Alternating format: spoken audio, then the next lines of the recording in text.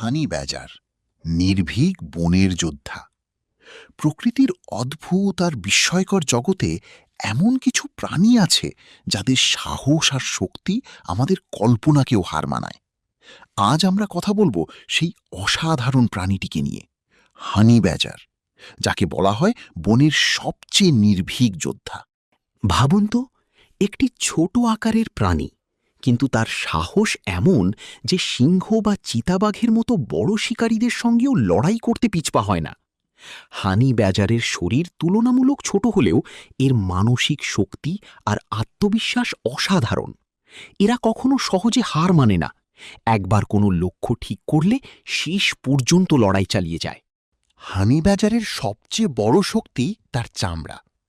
এর চামড়া এতটাই মোটা এবং ঢিলা যে কোনো শিকারী যদি তাকে কামড়েও ধরে, তবুও সে নিজের শরীর ঘুরিয়ে পাল্টা আক্রমণ করতে পারে।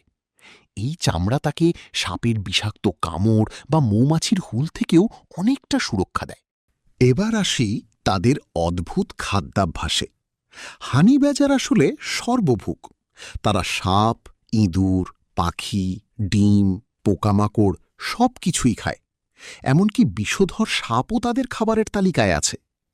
অনেক সময় দেখা যায় বিষাক্ত সাপের কামড় খাওয়ার পর তারা কিছুক্ষণ অজ্ঞান হয়ে পড়ে, কিন্তু আশ্চর্যজনকভাবে আবার জেগে উঠে স্বাভাবিকভাবে চলাফেরা শুরু করে।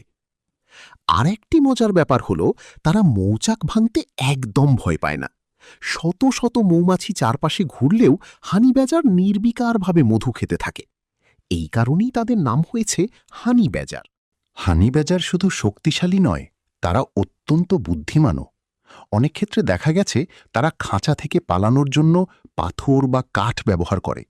এমনকি তালা খুলে ফেলতেও তাদের অসুবিধা হয় না।